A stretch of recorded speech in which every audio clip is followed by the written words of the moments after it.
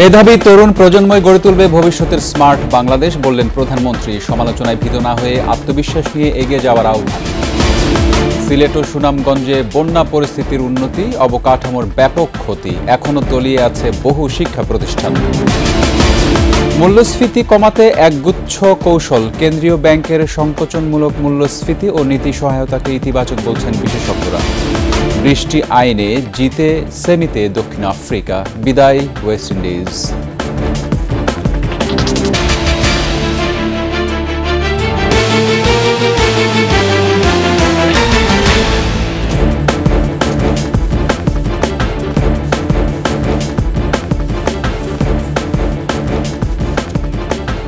শুনছিলেন first security ইসলামী bank PLC সংবাদ শিরোনাম। আমন্ত্রণ দুপুর 2টার 21-এর সংবাদে, সাথে আছি রক্তিম ত্রিপুরা। দর্শক, 21 টেলিভিশনের সংবাদ একই সাথে সরাসরি দেখতে পাবেন আমাদের ফেসবুক পেজ www.facebook.com/2124 অনলাইনে। সমালোচনায় ভীত না হয়ে আত্মমর্যাদা ও আত্মবিশ্বাস নিয়ে দেশের কল্যাণে কাজ করার আহ্বান জানিয়েছেন প্রধানমন্ত্রী শেখ হাসিনা। মেধাবী তরুণ প্রজন্মই গড়ে তুলবে ভবিষ্যতের স্মার্ট বাংলাদেশ। আগামীর বাংলাদেশ নিয়ে এমন ভাবনাও প্রকাশ করলেন প্রধানমন্ত্রী। বিস্তারিত জানাচ্ছেন আকবর হোসেন সুমন। প্রধানমন্ত্রীর 10 বিশেষ উদ্যোগের একটি শিক্ষা সহায়তা প্রদান কর্মসূচি। প্রতি বছর যে কর্মসূচির আওতায় প্রায় 60 লাখ অসচ্ছল মেধাবী শিক্ষার্থীদের শিক্ষা জীবন নিশ্চিতে প্রদান করা হয় আর্থিক সহযোগিতা। ওসমানী স্মৃতি মিলনায়তনে এবছরের মাধ্যমিক থেকে স্নাতক সমমান পর্যায়ের শিক্ষার্থীদের মাঝে উপবৃত্তি ও টিউশন ফি বিতরণ কার্যক্রম উদ্বোধন করেন প্রধানমন্ত্রী শেখ হাসিনা। গণপ্রজাতন্ত্রী বাংলাদেশ সরকারের মাননীয় জ্ঞান নির্ভর মেধাবী জাতি গঠনে বঙ্গবন্ধু সৃজনশীল মেধা অন্বেষণ বাংলাদেশ সরকারের যুগান্তকারী পদক্ষেপ। এবছর 8 বিভাগ ও ঢাকা মহানগরী থেকে নির্বাচিত হয়েছে 15 জন করে মেধাবী শিক্ষার্থী। প্রধানমন্ত্রীর হাত থেকে পুরস্কার গ্রহণ করেন নির্বাচিত শিক্ষার্থীরা। উদ্ভাবনী ধারণার আর এক প্রতিযোগিতামূলক আয়োজন বঙ্গবন্ধু শেখ মুজিব স্কলার অ্যাওয়ার্ড। এবছর এই পুরস্কার দেওয়া হয়েছে দেশের 15 মেধাবী শিক্ষার্থীকে। খুলনা জেলা স্কুল খুলনা। অনুভূতি ব্যক্ত করা দিনমজুর কন্যার কৃতজ্ঞতা প্রকাশে আবেগ আপ্লুত হন বঙ্গবন্ধু কন্যা। পরে বক্তব্যে তুলে ধরেন শিক্ষা ও শিক্ষিত জাতি গঠনে বঙ্গবন্ধুর অবদান। আগামী দিনের বাংলাদেশ, এই বাংলাদেশ এগিয়ে চলার বাংলাদেশ, বদলে যাওয়া বাংলাদেশ, এই বাংলাদেশ নিয়ে আর দুশ্চিন্তার আমার কিছু নেই। কারণ এখন আমাদের এই ছোট্ট সোনামণিরাই নিয়ে যাবে এই বাংলাদেশকে স্মার্ট বাংলাদেশ গড়ে ভবিষ্যতে পরিচালনাও তারা করবে। শিক্ষা সহায়তা তহবিল সমৃদ্ধ করতে বিত্তবানদের এগিয়ে আসার আহ্বান জানান প্রধানমন্ত্রী। কিছু লোকের তো বেশ টাকা পয়সা হয়ে গেছে, তাই বিত্তবানরা যদি এই ট্রাস্ট ফান্ডে অনুদান দেয়, অনেকে দিয়েছে এর মধ্যে, কিন্তু আরও যদি দেয় তাহলে আমি মনে করি যে আরও বেশি আমরা ব্যবহার করতে পারবো এই ফান্ডটা। আস্তে আস্তে এই ট্রাস্ট ফান্ডটাকে আরও বড় করে সমস্ত বৃত্তিগুলি আমরা ট্রাস্ট ফান্ডের মাধ্যমে যদি দিতে পারি, এটা একটা স্থায়ী বন্দোবস্ত হয়ে যাবে। সমালোচনায় ভীত না হয়ে 5 লোকের কথা প্রত্যাখ্যানের পরামর্শ দেন বঙ্গবন্ধু কন্যা। একটা পরিবর্তন আসলে অনেকে নানা ধরনের কথা বলে, আর তাছাড়া ডিজিটাল বাংলাদেশ, সোশ্যাল মিডিয়া, যার যা মনে আছে সব সমালোচনা করতে পারলে তো খুশি। আমরা আবার বাঙালি পরচর্চায় খুব পছন্দ করি।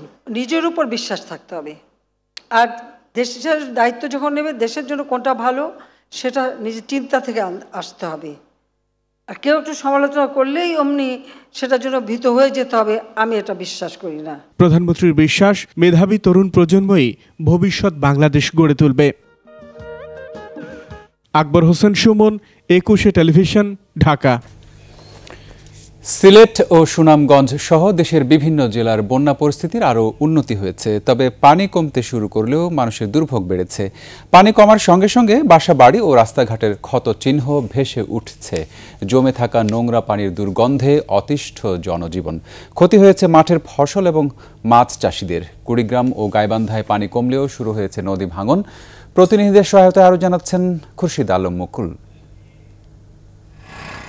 3 দিন ধরে বৃষ্টি না হওয়ায় এবং পাহাড়ি ঢল থামায় সিলেটে বন্যা পরিস্থিতি উন্নতির দিকে। তবে পানি নিষ্কাশনের ব্যবস্থা না থাকায় ওসমানীনগর, বালাগঞ্জ, ফেঞ্চুগঞ্জ সহ 6টি উপজেলার পানি নামছে ধীর গতিতে। ফলে আশ্রয় কেন্দ্রে থাকা লোকজন বাড়ি ফিরতে পারছেন না। অতিরিক্ত পানি আছিল বাদে আশ্রয়খান টাইয়া মেম্বারে চেয়ারম্যান আমরা টাই দিছ, খানি খুরাক দিছ, আমরা তাকরা খাইলাম। বড় সব বেবা খাওয়ার মাঝে খুব বেশি। সিলেট নগর থেকে পানি নামার সঙ্গে সঙ্গে দুর্ভোগ বাড়ছে বন্যা দুর্গতদের। আমরা 5-6 দিন আশ্রয় কেন্দ্র আসলাম, আমরা কালকে আইছি, এখন ঘরে থাকার মতন আমরা কিচ্ছু না, আমরা আবার আশ্রয় কেন্দ্র যাইতে হইবে। এদিকে জেলার 320টি শিক্ষা প্রতিষ্ঠান এখনও পানিতে তলিয়ে আছে, ফলে সময় মতো পাঠ কার্যক্রম শুরু করা নিয়েও রয়েছে শঙ্কা। 226টা হচ্ছে আশ্রয় কেন্দ্র, আজকের রিপোর্টে আমাদের কমছে 304টায় বন্যা কবলিত, আর হলো 199টা আশ্রয়। সুনামগঞ্জে ফসল ও মৎস্য চাষীদের ব্যাপক ক্ষয়ক্ষতি হয়েছে। জেলা কৃষি সম্প্রসারণ অধিদপ্তরের তথ্যমতে 1727 হেক্টর আউশ ধানের ক্ষেত তলিয়ে গেছে। এই বন্যা হওয়ার কারণে এই ফিশারি থেকে প্রচুর পরিমাণ ক্ষতি হয়েছে এবং এই মাছগুলা বাড়িয়ে গিয়েছে। 7টা পুকুরে আপনার 45 লক্ষ টাকার মতো মাছ আছিল। ধান চাউল ভিজে, গম ভিজে গেছে, হাঁস মুরগি ভাসে গেছে। জেলা মৎস্য অধিদপ্তর বলছে 12 উপজেলায় 8021টি পুকুরের ছোট বড় মাছ বানের পানিতে ভেসে গিয়েছে। সরকারি সহায়তা পেলে আমরা এই সমস্ত ক্ষতিগ্রস্ত চাষিদেরকে কৃষি প্রণোদনার মাধ্যমে তাদেরকে সহায়তা করার চেষ্টা করব। পুকুরের পাড়টাকে একটু উঁচু করা আর তীরবর্তী পুকুরের চারিদিকে তীরবর্তী যায় যে শক্ত বা একটু ভালো মানের নেট দেওয়া, যাতে হলো অল্প পানিতে যাতে মাছ ভেসে না যায়। লালমনিরহাটেও বন্যা পরিস্থিতির আরও উন্নতি হয়েছে। নদী তীরবর্তী নির্মাঞ্চলের বসতবাড়ি থেকে পানি নেমে গেছে, রাস্তাঘাট জেগে ওঠায় স্বাভাবিক হয়েছে যোগাযোগ ব্যবস্থা। তবে কাঁচা সড়কে কাদামাটি থাকায় রয়ে গেছে দুর্ভোগ। কুড়িগ্রামে ব্রহ্মপুত্র, ধরলা, তিস্তা ও দুধকুমার নদীর পানি কমে বন্যা পরিস্থিতির উন্নতি হয়েছে। তবে জেলার উলিপুর, রাজারহাট ও সদর উপজেলার ব্রহ্মপুত্র, তিস্তা ও ধরলা নদীর 15টি পয়েন্টে ভাঙন দেখা দিয়েছে। জায়গা জমি নাই, এখন কোথায় নিয়ে যাব, কি করব? গাইবান্ধায় তিস্তা, যমুনা, ব্রহ্মপুত্র, ঘাঘট ও করতোয়া নদীর পানি কমতে শুরু করেছে। তবে নদী ভাঙন দেখা দিয়েছে জেলার কচিমবাজার, কামারচানি, মোল্লারচরের সিদাই, শাহঘাটার হাট, ভরতখালী এলাকায়। 80-90টা ঘর চলে গেছি, তার কোথায় আশ্রয় আছে, এখন আশ্রয় পাই নাই। আজ 2টা বস্তা ফেলান, কাইলে ফিন নাই, কাইলে 2টা বস্তা ফেলান, ওদিনকে ফিন নাই, তো ওজন করতে করতে তো ভাঙাই শেষ করবেন না। এদিকে রংপুরের কাউনিয়া পয়েন্টে তিস্তা নদীর পানি বিপদসীমার উপর দিয়ে প্রবাহিত হচ্ছে। পানিতে প্লাবিত হয়েছে নদী তীরবর্তী ও চরাঞ্চলের 10 গ্রাম। খুরশিদ আলম মুকুল, 21 টেলিভিশন। প্রস্তাবিত বাজেটে সংকোচনমূলক নীতি নেওয়া হয়েছে, পাশাপাশি কেন্দ্রীয় ব্যাংকের সংকোচনমূলক মুদ্রানীতিও বিদ্যমান। এছাড়া নিত্যপণ্য আমদানিতে দেয়া হয়েছে কর ছাড়। মূল্যস্ফীতি কমাতে এসব সিদ্ধান্ত ইতিবাচক ভূমিকা রাখবে বলছেন বিশেষজ্ঞরা। তৌহিদুর রহমানের রিপোর্ট। ইউক্রেন রাশিয়া যুদ্ধ সহ নানা কারণে সাম্প্রতিক সময়ে নিত্যপণ্যের দাম বেড়েছে, এতে চাপে সাধারণ ক্রেতারা। প্রস্তাবিত বাজেটে ধান, চাল, গম, আলু, ভোজ্য তেল সহ 20টিরও বেশি ভোগ্য পণ্য আমদানিতে দেয়া হয়েছে কর ছাড়। সব মিলিয়ে একদিকে বাংলাদেশ ব্যাংকের মুদ্রানীতি, অন্যদিকে সংকোচনমূলক বাজেটের ফলে মূল্যস্ফীতি নিয়ন্ত্রণে আসবে বলছেন বিশেষজ্ঞরা। সরবরাহ বাড়িয়ে মুদ্রাস্ফীতিকে নিয়ন্ত্রণ করা যায়, এই দ্বিতীয় পদ্ধতিটা আমরা দেখলাম এই বাজেটের মাধ্যমে গভর্নমেন্ট গ্রহণ করেছে। কেন্দ্রীয় ব্যাংকের উদ্যোগগুলোর মধ্যে প্রধান উদ্যোগটা হচ্ছে এবছরের শুরুর দিকে নিল মুদ্রানীতির মাধ্যমে। মুদ্রানীতিটা নিয়েছে সংকোচনমূলক মুদ্রানীতি, যাতে বাজারে অর্থের প্রবাহটা কম থাকে। সবচেয়ে পজিটিভিটি হচ্ছে যে আপনি যখন যে দামে আপনাকে পণটা পরিশোধ করতে হবে সেই দামেই যদি আপনি ব্যাংক থেকে রেটটা পান, তাহলে সেটা কি, তাহলে আপনার জন্য এটা দেখানো অনেক সুবিধা। এটা প্রথম আসবে ব্যবসায়ীদের ক্ষেত্রে, যে সমস্ত ব্যবসায়ীগুলো এতদিন ধরে এই প্রবলেমটাতে পড়ছিল, তারা এই প্রবলেমে পড়বে না। কেন্দ্রীয় ব্যাংকের নীতিতে সুদের হার বেড়েছে, পাশাপাশি আমদানি এবং উৎপাদনে নীতি সহায়তার ফলে কমবে পণ্যের দাম বলছেন বিশেষজ্ঞরা। একটা এলসি খুলেন 117 টাকার জায়গায় যদি সে 118 টাকায়ও রাখে, হ্যাঁ, তাহলে আপনার কিন্তু খরচ বাড়বে কিন্তু 1 টাকা। তাহলে আপনার আগে মানে যে রেটে যে পার্থক্য ছিল সেই রেটটা কমে যিনি উৎপাদনকারী তার খরচ কিন্তু একটা কি কমে যাওয়ার একটা সম্ভাবনা থাকবে, এবং আলটিমেটলি গিয়ে উৎপাদনকারীর খরচ যদি কমে যায় সেটা কিন্তু ভোক্তা পর্যায়েও কিন্তু কি ইম্প্যাক্টটা পড়ে যাবে আর কি। নিত্যপণ্য যেগুলো আমাদের আমদানি করতে হয় সেগুলোর করগুলো প্রায় শূন্য করে দিয়েছে। আরেকদিকে এই মুদ্রা সরবরাহ বাজারে আরো কমানোর জন্য বাজেটের আকারকেও ছোট করা হয়েছে। তো সব মিলিয়ে আমরা আশা করতে পারি যে গভর্নমেন্ট যেভাবে নেমেছে, কেন্দ্রীয় ব্যাংক সহ, শুধু গভর্নমেন্টকে বললে হবে না, কেন্দ্রীয় ব্যাংকের ওখানে প্রচেষ্টা আছে, তাতে মুদ্রাস্ফীতি আগামী কয়েক মাসের মধ্যে নিয়ন্ত্রণে চলে আসবে। তবে পণ্যের দাম সহনীয় রাখতে জ্বালানির দামও নিয়ন্ত্রণে রাখার পরামর্শ বিশেষজ্ঞদের। তৌহিদুর রহমান, একুশে টেলিভিশন, ঢাকা। নিচ্ছি সংবাদ বিরতি, ফিরে এসে অন্যান্য খবরের সঙ্গে আরো যা থাকছে। রংপুর বাস টার্মিনালের টিকিট উধাও, বাইরে 3 গুণ দামে কালোবাজারি।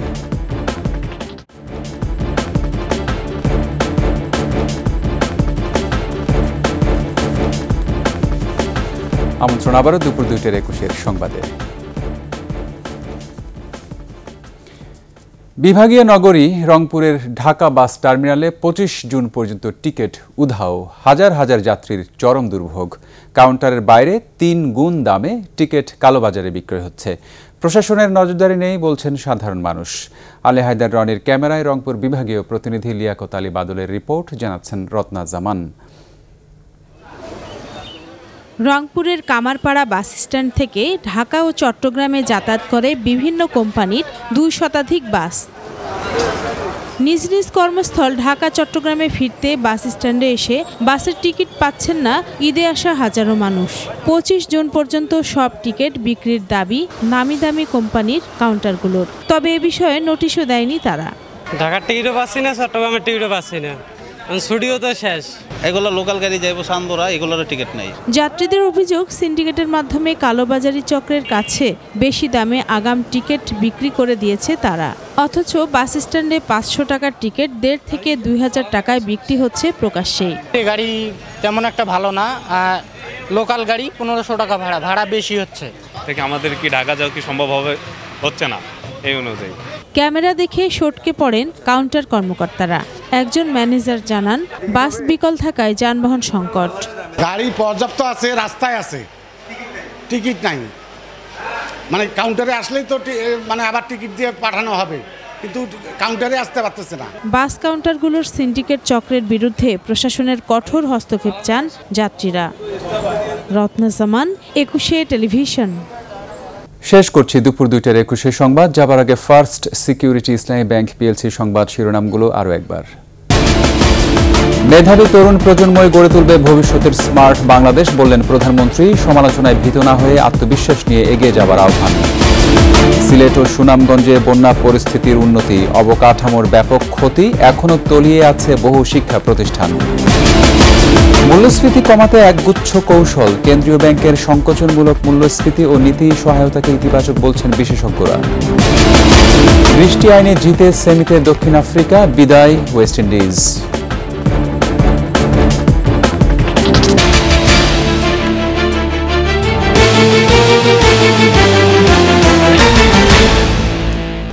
সর্বশেষ সংবাদ জানতে ডায়াল করুন 2021 নম্বরে, আর ভিজিট করুন 21-tv.com ওয়েবসাইটে। এছাড়া ফেসবুকে ভিজিট করতে পারেন www.facebook.com/2124 অনলাইনে। এতক্ষণ সঙ্গে থাকার জন্য ধন্যবাদ। সন্ধ্যা 6টায় 21 দেশের সংবাদ দেখার আমন্ত্রণ রইল।